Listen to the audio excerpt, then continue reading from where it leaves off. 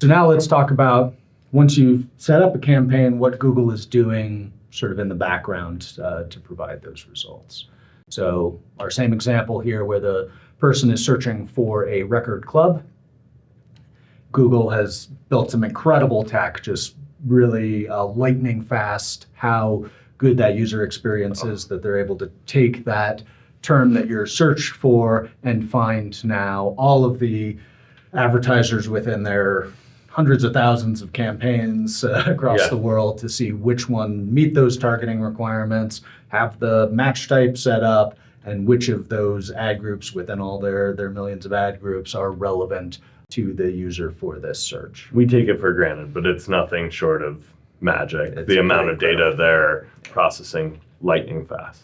So as a marketer, you should assume that you've got competitors who are looking for the same keywords, unless you are brilliant at figuring out keywords that people are searching for your product that no one else has figured out. Yeah. You should assume that you're always going to be competing against folks. So in this example, there's me and two other folks who are all vying for that record club searcher traffic. And we have all set bids behind each of those keywords. And we'll talk a lot about the bidding. Yeah. I know in the old days, we used to spend just hours and hours of time optimizing, testing, and changing bids. I know recently Google has really pushed hard on their automation there. Yeah, they've got a lot of intelligence happening in the background to try to find that right bid price for you for your most relevant, top performing terms. Mm-hmm. They're looking at a lot of data, but it can be a struggle for smaller businesses with smaller budgets because their whole business intelligence that underpins that bidding relies on having processed enough data. So if you're only getting 10 or 20 clicks a day and your campaign's set up around somebody joining said record club, if you're only getting maybe one person to do that a day, it's not a lot of information for Google to process. So while it's grown leaps and bounds, there are some scenarios where a human will make some inferences that are probably stronger than Google's business intelligence logic, Right. depending on how much data you're pushing through, which is really a function of budget. Yeah. And as a professional who's focused on search campaigns all day and you're able to invest the time, you can fine tune those bids to the place that makes a lot of sense. Yeah. If I'm a small business owner, I may not have that time to be able to pay attention to it. And I mean, how great to have Google doing some of that heavy lifting because you're still managing your business. You're wearing 10 different hats and you can't get in there and roll up your sleeves, 5 times a week to tweak the dials. Totally. I mean, it does feel like there's a little bit of conflict of interest for Google where they have an incentive to jack up the bids and charge as much as. Why would you let the company decide set the price, right? Yeah, it is a reason why a lot of small businesses, once they get to a certain level of spend, they either seek to employ or contract somebody just to make sure they're getting the most value out of it. It can get expensive in a hurry. It does provide great returns, but there's ways to add efficiency to the campaigns. Yeah. And in general, you don't think that Google's going to put their $100 billion market position at risk to try to get 10 cents extra from everyone. Exactly. Well, what are the other functions? Because it's not just price that drives the position. Right. So quality. So I think probably in the old days, I don't know, maybe in 1999, the bidding was like the pure dominant thing that determined position and who was going to get shown. Yeah.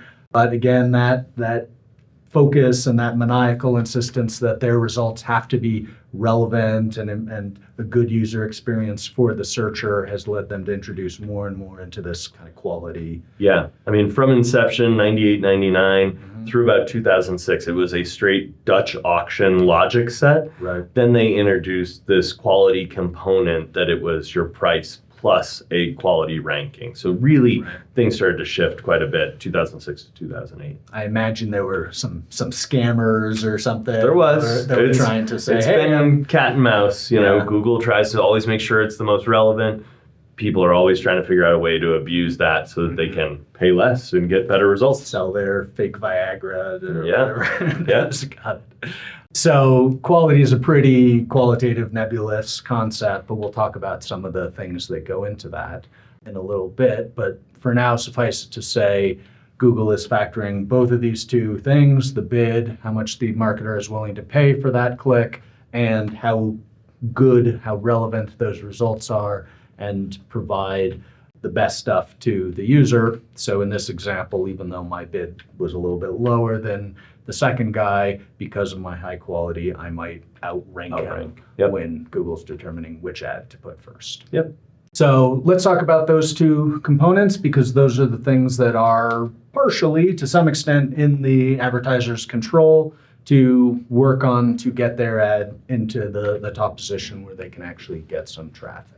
You know, we talked about their Dutch auction, their process of getting folks bids. And one of the genius things, the beauties of Google's business model is that this causes the market to sort of self-correct and get to a place where the price for that click is directly proportional to how profitable that searcher is as a potential customer. So the cliche search here is this mesothelioma thing, which is what, like an asbestos disease? It is, yeah. There were big class action lawsuits, and as a legal firm, right, you would be possibly bringing a $100 million lawsuit against. You're willing to pay a lot for. So you're willing to pay $319 for a visitor to visit your site once, because if they even know how to spell mesothelioma, I can't even say it. Right, then they're probably a good candidate and somebody you want to talk to. Right. So how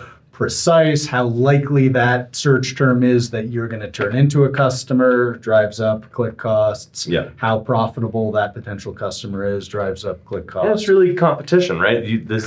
You ended up having, it was probably only somewhere between 10 and 20 law firms that specialized in this, but they all knew it was so valuable, and they're each just trying to outbid each other, and all of a sudden that click cost gets inflated to hundreds of dollars. But even software and degrees and lawyer, like there's a bunch of different industries, and so the click cost that you're going to have to pay is going to vary a lot depending on where you are. So let's say I am a lawyer and I'm trying to drive traffic to my site.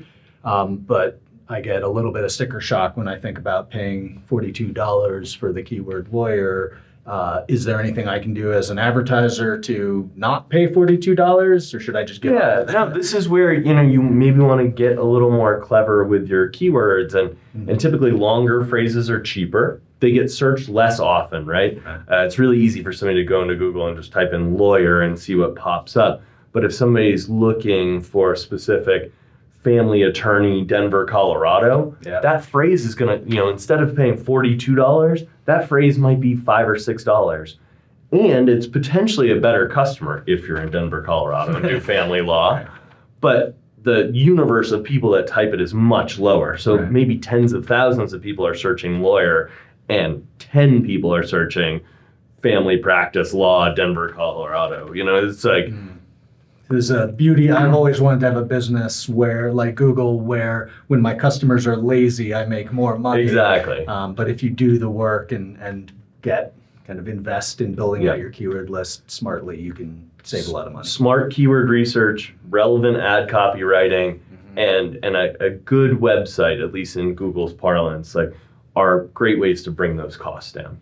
Right. And I think that's pretty universal that these one-word keywords tend to be more expensive. Absolutely. The broad terms just tend to be more expensive. All right, so then the quality piece, that one's a lot more nebulous, right? Yeah. And Google's gives a lot of guidance on what are the components of quality, but not. They don't give you full transparency. They're not showing you the exact way they calculate quality, but they'll give you a lot of helpful information along the way. Right. So click-through rate has always been a big component, and we'll talk a little bit more about what that means. The ad relevance, again, that mission of Google to make sure those listings, those results that they provide are always as relevant as possible. So that factors in here. But then also the landing page. So where does that click actually take you? And how good that landing page is also factors in. And then other stuff. And Google's, I mean, they're so sophisticated, but it's also, there's some ways to think about it that simplify this. When they talk about relevancy, the way they're really doing that is they're looking at the search query, that thing that was typed in the search box. Yep. They're looking at, okay, and you as an advertiser said, we want to show our ad for this. It's one of your keywords. Does that appear in the ad copy itself? So if I'm looking for a Fuji X-T3, the ad better have that exact product in it, right? And then when I go to the landing page, it's not a bunch of magic. They're just looking on that page. Does it reference that same product? So do you have consistency from the search query to the ad to the landing page? And then as far as the other stuff goes, one of the things that's been a huge factor for Google in the last few years, and we talked early on about their mobile dominance, is page load speed. So a lot of times, small businesses especially, maybe, you couldn't afford as much to build a, super fancy website. If those pages load really slowly, you've got huge images on them, and there's, lots of things that factor into load speed. Google will actually penalize that and say that that's a poor landing page experience, because if you're on a mobile device and maybe you don't have the great network coverage where you are, that page can be really painful to load. If the user abandons that search before the page loads, Google doesn't charge the advertiser, so it's in Google's best interest, it's the best experience for the user, and it's the best for you as an advertiser to make sure that if they click on your ad, the page loads quickly and it's relevant to them.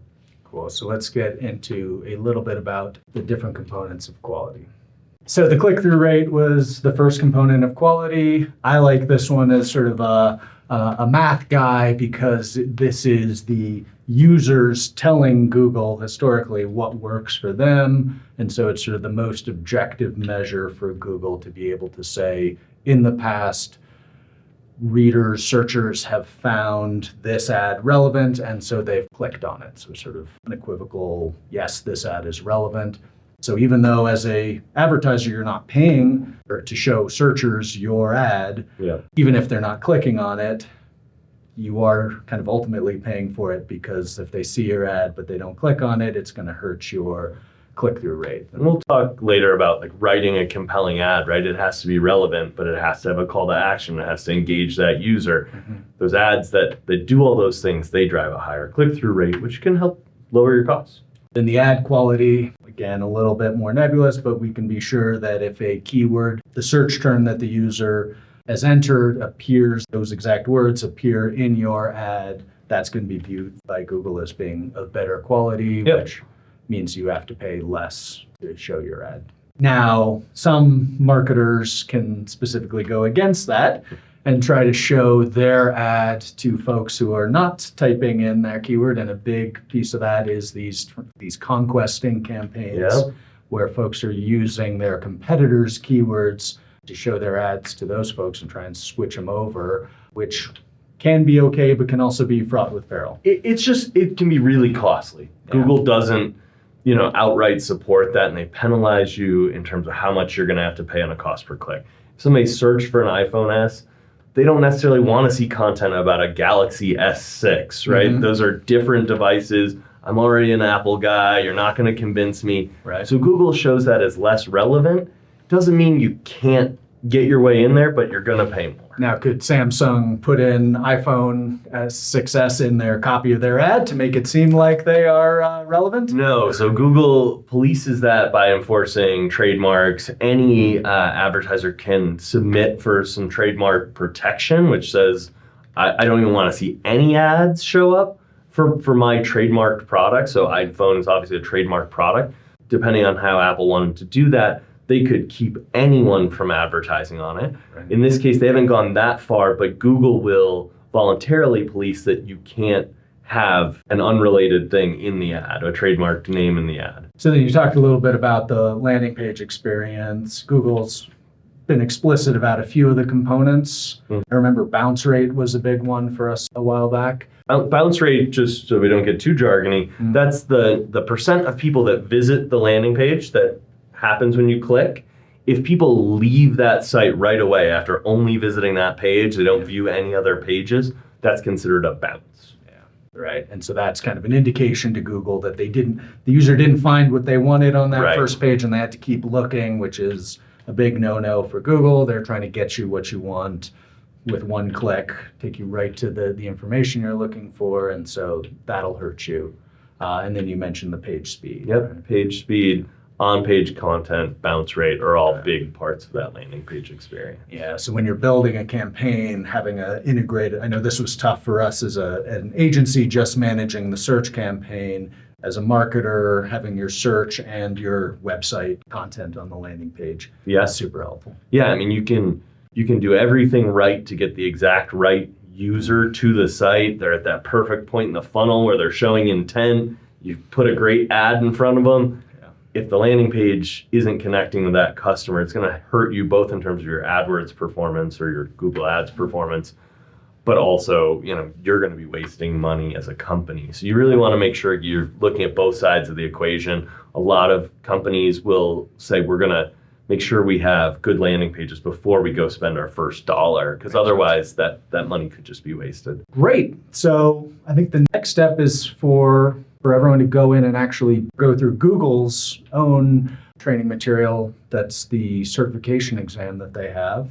Google's done a great job with this. They refresh it all the time. It is hyper current, and it will give you a lot of information. Yeah, a couple of beefs that I have with it. Well, I like bashing on Google. They're good, but a couple of things to be aware of is it does get a little bit salesy. It kind of is Google talking about how great they are, and so you just kind of have to roll with that. You don't get to $100 billion annual revenue without tooting your horn a little, I guess so. They also, I found this frustrating that they don't actually include screenshots and practical, like, here's where you click to do this, instructions in some of the certification material. So we'll come back and go through some of that in the next section. I also just have a personal beef about this question in the bottom right here, because I got this wrong when I did the certification recently, because all of the above answer was the first thing, and I didn't say, well, it's not above, so I checked. They should have had a radio button, not a check button, but whatever. So I got that question wrong.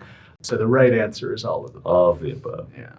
All right, so we'll break here and let folks go off and do that certification exam.